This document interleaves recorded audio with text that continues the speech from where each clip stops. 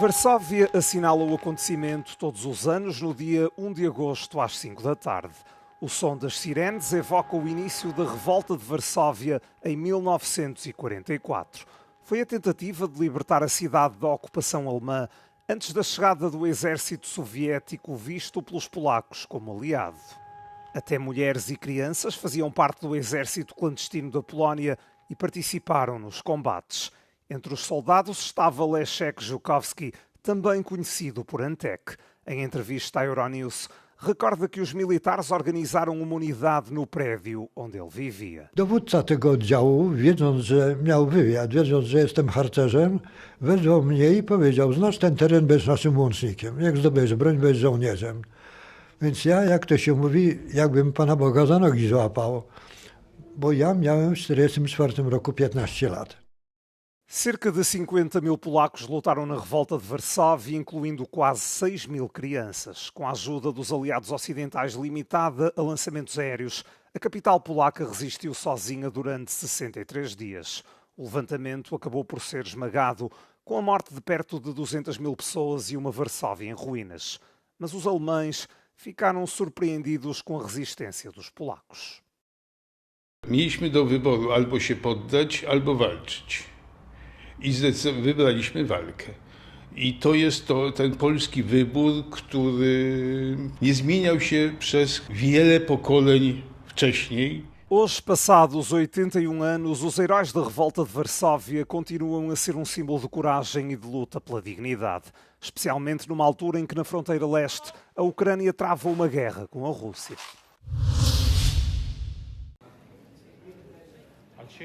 Francesca Albanese levou ao Parlamento italiano o relatório que apresentou em Genebra no início de julho e que a tornou alvo de sanções dos Estados Unidos. Nesse documento, a relatora especial da ONU para a Palestina acusou multinacionais norte-americanas de contribuírem para aquilo a que chamou a campanha genocida em Gaza. A jurista diz que a Bolsa de Israel tem ganhos com a guerra, mas vai mais longe. Fala numa infraestrutura empresarial internacional que também tira dividendos do conflitto no enclave palestiniano. È su questo che ho fatto luce col mio ultimo rapporto che mostra come 48 imprese, che poi non sono una lista, sono illustrative di un sistema, dopo aver fatto parte dell'economia e sostenuto l'economia dell'occupazione israeliana, che ha completamente deflagrato la possibilità dei palestinesi di esistere liberi come popolo in uno Stato oppure come individui che godono di diritti e libertà fondamentali. Adesso questa economia si è trasformata in genocidio, di economia di un genocidio, ed è assolutamente insopportabile l'idea che ci sia della gente che ne trae profitto. Convidada por grupo dominado por partidos da oposição, Albanese também apontou o dedo à Itália. O direito internacional, sublinha, deve estar acima das divisões políticas. Nel gennaio del 2024 la Corte di Giustizia internazionale con misure d'urgenza ha riconosciuto il rischio di genocidio e di là scattano in maniera inoppugnabile le responsabilità del governo italiano. Questo non è uno Stato come altri in Europa, non è uno Stato che è silente dinanzi a un genocidio, no? È uno Stato che è corresponsabile dal punto di vista politico. Os representantes dos partidos da oposição criticaram o governo de Meloni por não mostrar apoio a Francesca Albanese, que è italiana. Di certo io sono stata la prima e l'unica, spero l'ultima funzionaria internazionale a scontare questo film, però si tratta di un attacco al cuore del multilateralismo. Io dico, viste le mie origini di meridionale, conosco bene a cosa porta e cosa fa vincere appunto questa logica mafiosa, il silenzio. Albanese não é remunerada pelo trabalho para a ONU. É um golpe para a política de migração de Giorgia Meloni. O Tribunal de Justiça da União Europeia deu razão a um tribunal italiano e também questionou a decisão de Roma de designar o Bangladesh como um país de origem seguro. O coletivo de juízes diz que esta designação deve ser apoiada por provas claras. O caso foi desencadeado por 2 cidadãos do Bangladesh. Estes foram salvos no mar pelas autoridades italianas e, como vinham de um país considerado seguro, foram transferidos para um centro na Albânia. Era aí que deveriam aguardar o processamento dos pedidos de asilo. Entretanto, o governo de Roma já reagiu ao acórdão. Diz que a decisão enfraquece a capacidade do governo de combater a imigração ilegal e proteger as fronteiras. Mas esta decisão pode ter um impacto apenas a curto prazo. É que um regulamento comunitário vai permitir que os Estados-membros declarem os países seguros, apesar de algumas exceções, numa aproximação à política de migração de Roma.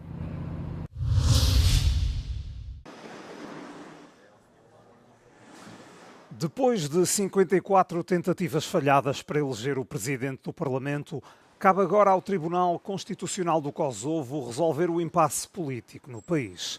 A Justiça vai tomar uma posição na próxima sexta-feira, 8 de agosto. Sem um líder eleito, a Assembleia Nacional não pode iniciar a nova legislatura e o governo não pode tomar posse. We are not interested in new elections. Of course, if the decision is taken to go into new elections, then we'll respect that and move forward with it. And if the Constitutional Court sees it as the only options to come out of this situation. O Autodeterminação, partido nacionalista de esquerda do agora primeiro-ministro interino Albin Kurti, ganhou as eleições de há 6 meses, mas não conseguiu os votos suficientes para uma maioria. No dia 1 de maio, o deputado do partido de Kurti, que presidia a sessão constitutiva do Parlamento, pediu que se elegesse o presidente do hemiciclo por voto secreto.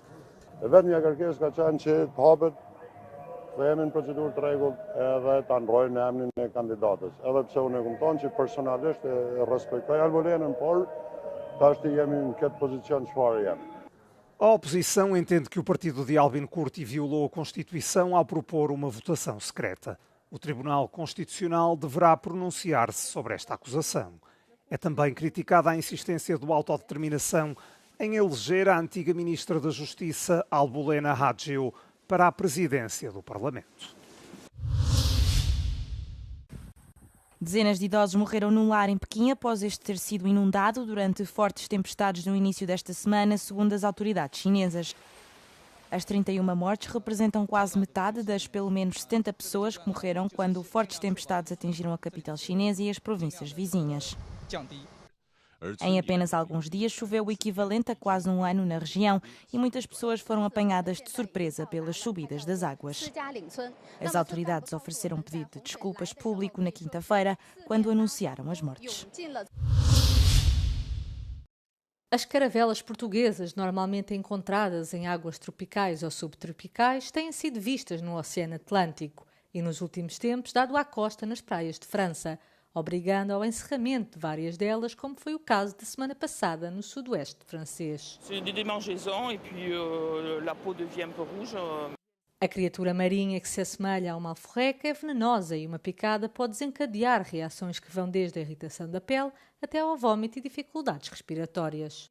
Várias praias foram reabertas, mas as autoridades francesas avisaram os visitantes para estarem atentos e não excluem a hipótese de as encerrar novamente. Si nous on n'est pas là, prendre du sable et se frotter parce que en fait c'est des filaments qui viennent se coller à la peau et avec le sable on va pouvoir réussir à enlever les filaments. Donc tout d'abord enlever les filaments et après le mieux c'est de rincer. A caravela portuguesa reconhece pela cor azulada e com os seus tentáculos de 20 metros de comprimento pode matar pequenas criaturas marinhas e em casos raros ser fatal para os seres humanos. Os hospitais locais alertaram ainda as pessoas para não tocar nas criaturas marinhas com as mãos desprotegidas e, se forem picadas, devem procurar aconselhamento médico. Os cientistas marinhos afirmam que a mudança de temperatura dos oceanos em consequência do aquecimento global pode ser a razão para o seu movimento. Fé e moda encontram-se numa passarela de pedras romanas. É a festa da geração Z católica que chegou em grande número para o Jubileu dos Jovens em Roma, um evento de 3 dias. O desfile com o nome Roupas de Esperança, assinado pela Associação Turris Erbunia, encheu a Piazza della Pilota de peregrinos radiantes, vindos de toda a Itália e dos 4 cantos do mundo. A organização reforçou que neste desfile importa mais a modelo e os seus valores do que aquilo que veste. La moda ha a che fare sicuramente col concetto di bellezza, quindi la bellezza la si ritrova probabilmente anche dai Vangeli, in senso ampio, in senso lato, quindi una bellezza dell'anima in primis, che anche con un abito, con un costume addosso, noi donne soprattutto necessitiamo di dover veicolare tramite questo messaggio. Rispetto a una sfilata normale che di solito ha appunto al centro l'abito, qui al centro ci sono le ragazze, il loro percorso, la loro bellezza interiore e i loro valori. Proprio per questo noi durante le sfilate, più che mostrare il vestito, vogliamo proprio mostrare la ragazza. La nostra ragazza non deve essere una modella seria, ma una modella invece che porta gioia, che porta il sorriso. Cada uma das saídas das modelos foi acompanhada por uma leitura e reflexão sobre a dignidade da pessoa, a castidade como liberdade e a beleza como linguagem da verdade. A iniciativa tem vindo a crescer ao longo dos tempos. L'ultima sfilata che abbiamo fatto in sede erano 17 ragazze che sfilavano, oggi ne abbiamo 21. Quindi fa vedere che è un qualcosa che aggrega, è importante questa aggregazione, capire che camminiamo insieme con le fatiche, le difficoltà dell'oggi, le cadute, le rialzate, i vari momenti, però c'è sempre la possibilità di ricominciare e di fare qualcosa di bello insieme. De acordo com as estimativas oficiais, 500 mil de jovens de 146 países diferentes estão a fazer vibrar Roma. Um acontecimento comparável a uma Jornada Mundial da Juventude em miniatura, para celebrar o Jubileu da Esperança.